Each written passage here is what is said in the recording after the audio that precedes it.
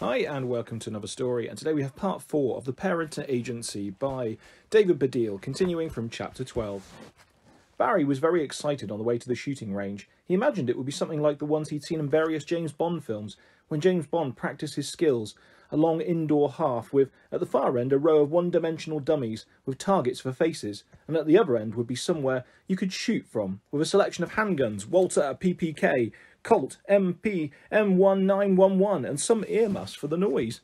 He was so excited, in fact, that he said, "Are we there yet?" twice on the way. He had time to say this, as it took a lot longer to get there than Barry had expected.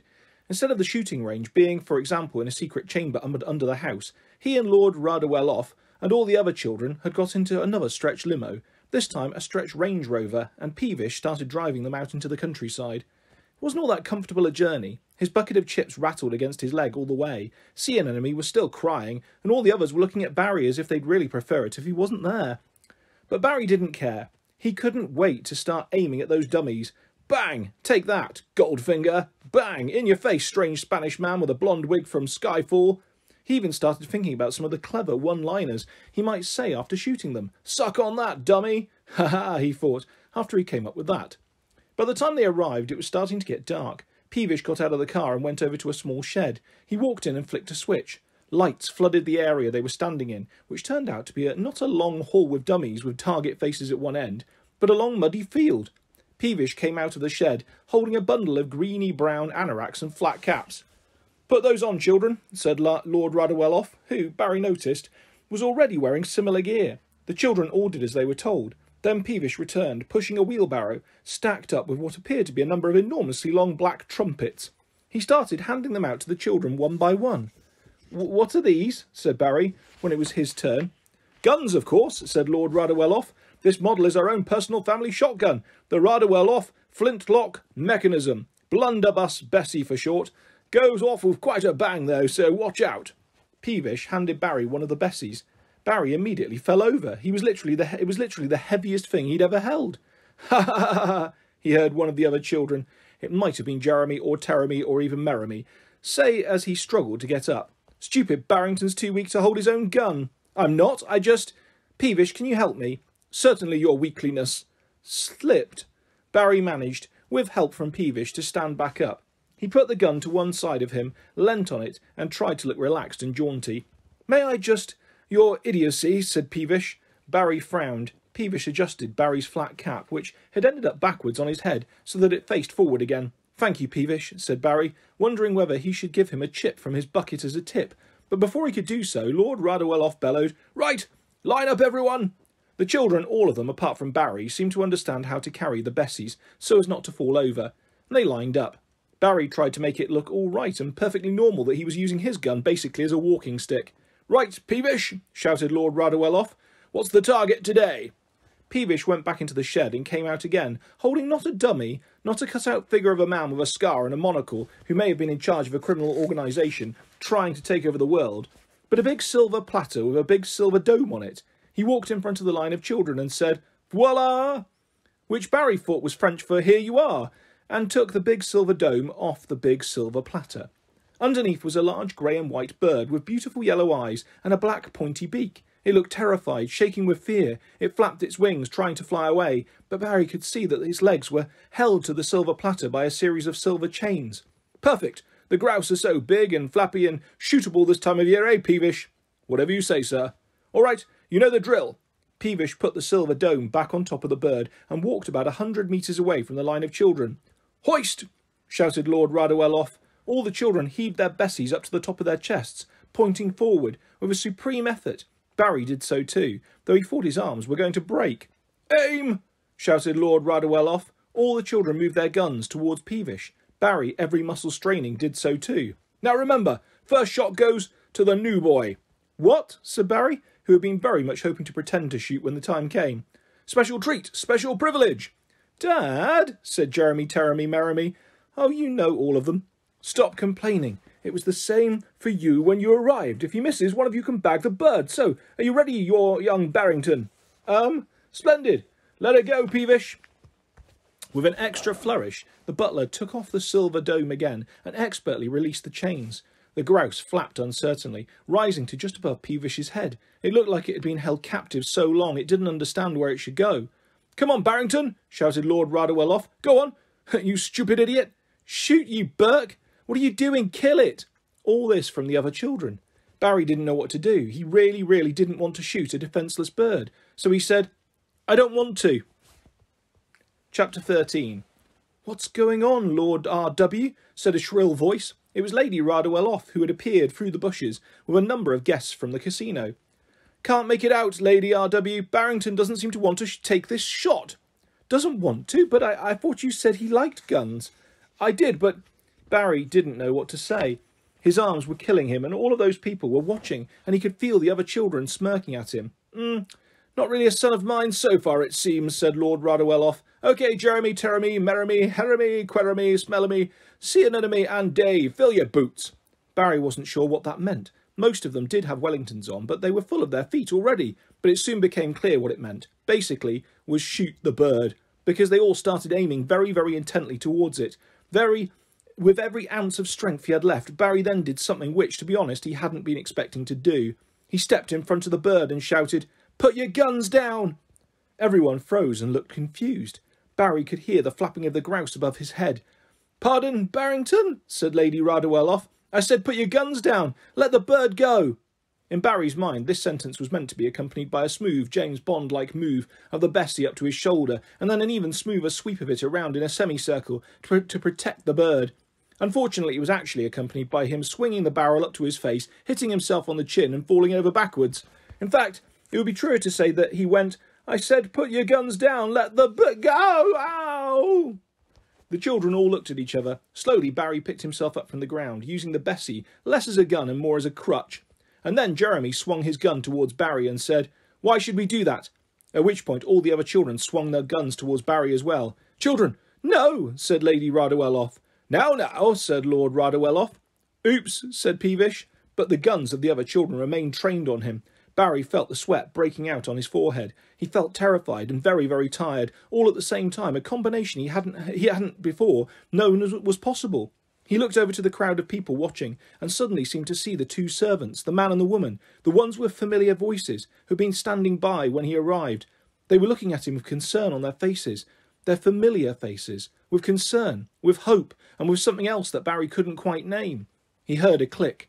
It was Jeremy, or rather Jeremy's gun. Barry knew that time was running out. He felt something against his leg. He looked down. It was the bucket of chips. So £36 million worth. His legs, at least, had a tiny bit of strength left in them, so he kicked out and up, like Lionel Messi might have done with aiming for a free kick that needed to go up and over the wall, and the bucket rose above them all, turning over and over almost in slow motion, and spilling £36 million of chips into the air. Immediately, Jeremy, Teremy, Meremy, Heremy, Queremy, Smellemy, Cianenemy and Dave dropped their guns and started rushing all over the field, arms outstretched, trying to catch the falling chips, as did all the guests and all the servants, apart from the oddly familiar two, who seemed to have vanished, and indeed Peevish. The grouse, which suddenly seemed to understand what was best for it, opened its wings and flew away, high over the trees. Barry looked around. Standing there, looking crestfallen, were Lord and Lady Radowell. Said Lord Radowell. "That didn't go quite according to plan, did it? Still, anything else we can do for you, Barrington?" "Yes," said Barry. "I'd like to go back to the parent agency, please." Tuesday. Chapter 1. "Barry! Barry! Over here! Barry! Barry!" The voices came from all around him. Everywhere he looked, there was another flash. It blinded him. There were so many cameras. "Come on, Barry! Don't look so surprised," said Vlad Mitt. He tugged his arm, already around Barry's shoulder, tighter, pressing them together. "One of you and the missus with Barry, Vlad," shouted someone. "Certainly. Come on, Morrisina." Morrisina, Vlad's wife, came over and put her arm around Barry too, so that he was standing between them. She put her other hand on her hip, and for some reason stuck out her leg so that her bare knee showed through her dress. "Mitts and teeth," she said. That was her catchphrase, which meant the three of them, the Mitts and Barry, should smile. He felt Morrisina and Vlad turn together, and he felt them, or at least it seemed as though he felt them smile. He couldn't help joining in. It was, after all, really exciting, being at this film premiere. In the centre of Youngdon, with the crowd shouting and all the photographers trying to get his picture. And so, as the cameras flashed again, he felt his lips spread wide apart and a great big smile fill his features. On Barry's second meeting at the parent agency, the head had been very apologetic about the rather well-offs. "So sorry," he said. "It's odd, because we've placed quite a few children with them very successfully in the past." "I know," said Barry. "Well, I know there's quite a few children there. I don't know how successful it is." The head raised his eyebrow, a big raise, leaving only a small amount of eyebrow hair visible below his fringe. He glanced over at the secretary entity, who shook their heads and looked at Barry as if he'd said something really inappropriate. Well, if you say so. We haven't had any complaints before. Anyway, let's move on." He grabbed the second 24-hour hourglass, the orange one, and turned it over. The sand began its slow trickle down from top to bottom. "We have 4 days left before—" "Before what?" said Barry. The head had stopped speaking and started to look troubled. Before the end of your 5-parent package," interjected Secretary 1, much to, or at least it looked like this to Barry, the head's relief. "Yes, exactly so, Barry," said the head. "What sort of parents would you like for your second day?" The secretary entity raised their pencils above their pads. Barry took his list out of his pocket again. "What is that bit of paper you keep on looking at?" said Secretary 1. "Oh, it's just some thoughts I had written down about the kind of parents I don't want, I guess, so that I can make sure I don't choose them." "Shouldn't we keep it in our files?" said Secretary 2. "No thanks," said Barry, who suddenly felt very protective of his list. He didn't quite know why. He scanned it. He'd covered number 9, being poor with the rather well-offs. Well, number 1 was being boring. Interesting parents would be good. But then he remembered that he could kill 2 birds with 1 stone by going for number 8, not being glamorous or famous. Or rather the opposite of number 8. Famous. I'd like to have famous parents. "Great. No problem," said the head. "Famous parents always want loads of children, don't they?" The secretary entity nodded earnestly as if the head had said something very wise. "Yes, but I'd like to have famous parents who don't already have other children, please," said Barry. "It didn't really work out with me and the other kids last time." "Oh," said the head. Let's see." He took out the gold laptop and started flicking through profiles. No, not this couple. They've already got one from every country in the world. Oh, there's that famous singer and his partner, but they have 2 and they will insist on dressing them in gold lame suits, so... He looked up at Barry. "Probably not for you." Secretary 1 raised her hand. "Head, sir?" "Yes, my dear. What about Vlasarina?" The head slapped his forehead and said, "I can't believe I hadn't thought of that." "I wrote it down earlier," said TSE1, showing the words Vlasarina on her pad. "So did I," said TSE2, although she was scribbling away furiously as she said it. Chapter 2. No one actually told Barry who Vlasarina was until he was picked up by a man in a Ferrari outside the parent agency 5 minutes later. The man was wearing a black suit with shades and had an earpiece with a little microphone in front of his mouth. "Hi," he said as Barry got in. It was a red Ferrari, like the rather well-off stretch Rolls-Royce. It was a model that Barry, who knew a lot about cars, had never seen before, with pop-up headlights and millions of dials on the dashboard, and a steering wheel covered in what looked like diamonds. You sat in it very low. Barry felt like his bottom was nearly on the tarmac. "Name's Jonty. I work for Vlasarina." Then to his microphone. "Ready to roll?" "Hello," said Barry, who thought that Jonty reminded him of a younger and trendier Peevish. "Roof off," said Jonty, starting the car and revving the accelerator. The engine sounded amazing, like some kind of monster clearing its throat. They sped off down the road. Okay, said Barry, who hadn't realised the car was a convertible. Jonty pressed one of the many buttons on the dashboard. The roof didn't just go back with a slow whir. It flew off instantly like a giant had flicked off with an enormous finger. "Oh," said Barry. "Good, isn't it?" said Jonty, raising his voice, since the roar of the engine was now 5 times as loud. Barry looked around. The roof was crashing down the road behind them, turning over and over. Other cars swerved to avoid it. But... "Oh, don't worry, Barry. Vlasarina has a deal with Ferrari. They just fit a new roof every time," said Jonty, pressing his foot down so hard on the accelerator that Barry was thrown back in his seat. What kind of person is Vlasarina?" shouted Barry. The noise, now so loud it was like they were actually sitting inside the engine. "Vlasarina, my friend, is 2 people. 2 people? What, like some kind of 2-headed mutant?" "Ha ha ha!" shouted Jonty. He swerved around a corner at top speed. "You're telling me you've never heard of Vlad Mitt and Morosina Padada?" No, shouted Barry. "Good grief. Get with it, Grandpa. They're only the coolest celebrity couple on the planet." "They are?" "Yes." The car suddenly braked, throwing Barry back in his seat again. They were at some traffic lights. "Haven't you seen any of Vlad's movies? Black Smell, 100 Days Till Christmas, Froggy Goes A-Counting?" Instant Man, The Shuffling Tree, Fish and Chips the movie, Deaf in the Car 2, Deaf in the Car... 3, said Barry. No, 4, said Jonty. He wasn't in 3. They got Jackie Noodle, you know, from the Wonky Monkey movies, to play his part in that one. Vlad was furious. Oh, said Barry. He's also the face of Stink Bomb. Jonty pronounced this in a very French way. His face is a stink bomb? No, he's the face of Stink Bomb, the smelliest perfume in the world. And Morrisina, she's a pop star. You must have heard of her. Jonty was revving the accelerator pedal again as he spoke. The lights changed and they sped off. Barry had to hold on to the dashboard to control what felt like G-force on his face. No, sorry, said Barry. You're kidding me. She used to be in Girlish, you know, who won Talent Mess 2 years ago, and then had a massive global hit with My Dog's Surprised by His Own Farts. That's a song? Yes, you must know it. Jonty opened his mouth wide and hit a much higher note than Barry would have guessed him able to do so. He sleeps by the fire when he watched the news. Then one pops out, he looks confused. Wow, said Barry. Yes, the record company was surprised by the choice of its first single too, but it worked. #1 in 57 countries. And then there's the dance. The My Dog's Surprised by His Own Farts dance. Yes, you know, down in a heap, pretending to be asleep. Then up on all fours, surprised face. Then you move your face around, pretending to bark. Right. Morrisina's solo now, of course, and she used to be called Sally, but then she did a big deal with a supermarket, and anyway, they can tell you more about it themselves, 'cause we're here. Jonty pulled the car up to a gate. Not like the grand old gates of Bottomley Hall. It just looked like a very, very high white wall. Jonty pressed a button on the gate. Can I take your order, please, said a voice. 2 big burgers with triple fries and a chocolate milkshake, please, said Jonty. Oh, said Barry, I'm not that hungry. Although, if they do chicken nuggets, I wouldn't mind. Coming right up, said the voice. Sorry, Barry. That isn't an order, said Jonty, turning to him and winking again. It's a code. There was a whirring noise, and as Barry looked ahead, the white wall slid slowly into the ground, revealing a very, very tall skyscraper.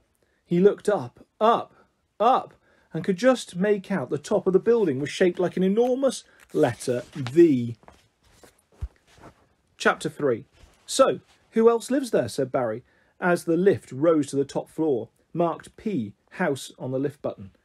Barry knew that P stood for Pent, although a small part of him wanted to ask Jonty if it stood for P. He suppressed that with a giggle.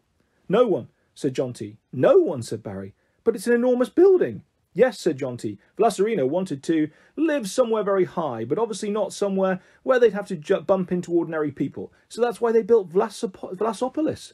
He took out a tissue and wiped Barry's cheek. Sorry, Barry. It's very hard not to spit when you say Vlasopolis. Oh dear, I've done it again. Really, it's no problem. Why couldn't they just have called it Vlaserina Towers? Said Jonty with a sigh. But who lives in all those other floors? Asked Barry. No one, said Jonty. They sometimes give the apartments to some of their famous friends to stay in when they're in town. You know, Fanula Postelnag. She's stayed here. Jap Blatt. Monty out of Monty and the Nose Hairs. Obviously only Monty, none of the Nose Hairs. Imogen LaBambam, who, as I'm sure you know, designed the first ever edible smartphone. Dickie Henderson Bear, who dances on a carousel in... Ting! Went the lift, much to Barry's relief. He'd had just about enough of Jonty's name dropping, especially when the names were all people he hadn't heard of. The lift doors opened, not into a corridor as Barry expected, but straight into the penthouse flat. It was an enormous room, bigger than any Barry had ever seen, with windows on all sides showing an amazing view of the city. The room itself was really white. White walls, thick white rugs, paintings on the wall that seemed to be just blank, white canvases, and on the very long white sofa a white poodle, a white fluffy cat, and a long-haired white rabbit looking at him curiously. Music was playing, piped in from all sides. Barry had just caught the lyrics. He sleeps by the fire while he watches the news. When from the ceiling 2 white cages descended, containing 2 figures, apparently asleep. The cages reached the floor and their doors opened. The man looked up with a surprised face and sang, "And when one pops out..." The woman looked up, danced into his arms, ballroom style, and leant back, singing, "He looks confused." Then they opened their mouths and pretended to bark. Eventually the music stopped, and from their dance position, the man and the woman, clearly Vlad Mitt and Morrisina Padada, or, if not, some lunatics who had broken in, said together, "Barry, welcome to Vlasopolis." Jonty took out his tissue and wiped their combined spit off Barry's face. Chapter 4.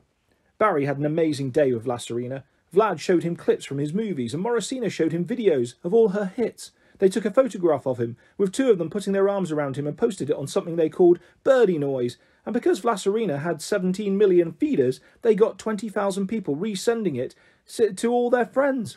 Morosina wrote a song. Well, she called a man up who, 20 minutes later, sent her back a song called Barry, I Will Carry You.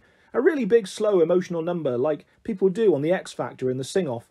Barry, I will carry you. Whenever you fall, I'll be there standing tall. It went when she sang for him. It was a tiny bit awkward for Barry, as she sort of sang it at him, with a backing track that the unnamed man who wrote it had sent via computer, and so Barry had to keep smiling for about 5 minutes, and then he realised that he probably shouldn't be smiling, that maybe he should look as if he was about to cry, like the judges always did on the X Factor when people sang those songs.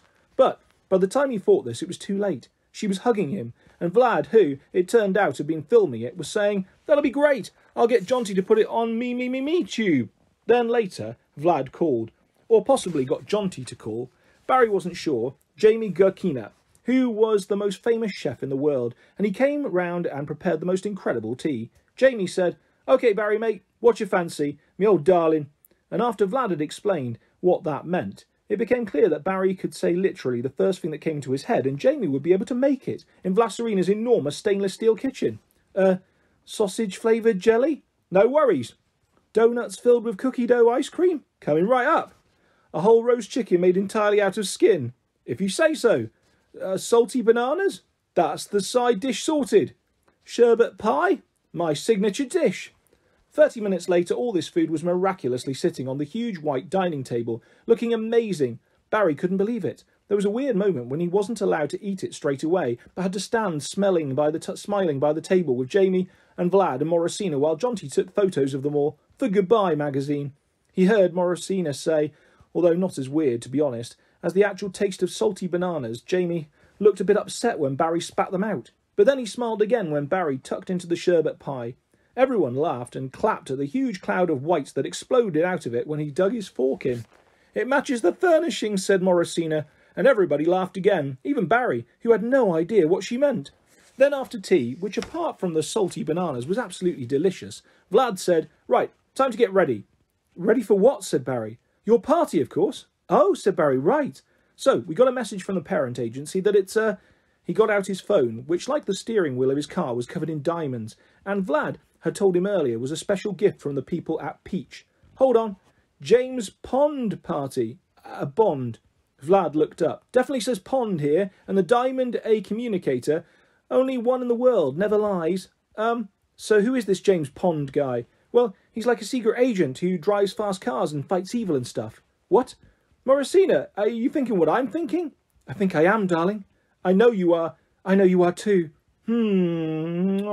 Said their mouths as they kissed. Thought Barry, waiting for them to finish. "You're in luck, B-man," said Vlad when they finally stopped kissing. Why?" said Barry. "Because this character, James Pond, sounds exactly like Dirk Large." "And," said Morosina, hugging Barry again, "it's the premiere of the new Dirk Large movie tonight, with a big party afterwards, at which you can be the guest of honour, Barry." "Great," said Barry. Just one thing. Who's Dirk Large?" Morosina moved away from him, incredulous. Vlad also looked like someone had slapped him with a wet fish, as Barry's grandpa used to say, about surprised faces. "You really don't know," said Vlad. "Where have you been for the last 10 years, my friend?" Somewhere else," said Barry. Vlad stood up. He turned his head away from Barry and stared hard into the distance. "Secret agent, driver of fast cars, battler of evil," he said. He turned back to Barry and mimed aiming a gun at him. "I am Dirk Large, of Death in the Car." Except in number 3, when they got Jackie Noodle to be him. "Yes, thank you, Jonty. Can you go and get my suit ready, please?" And that is where we will leave part 4 of The Parent Agency by David Baddiel. I'll be back soon with the next part of this fantastic story and lots more stories and videos coming your way very soon. If you'd like to subscribe or hit a like, that's always appreciated. Thanks for listening, guys. Take care. Bye-bye.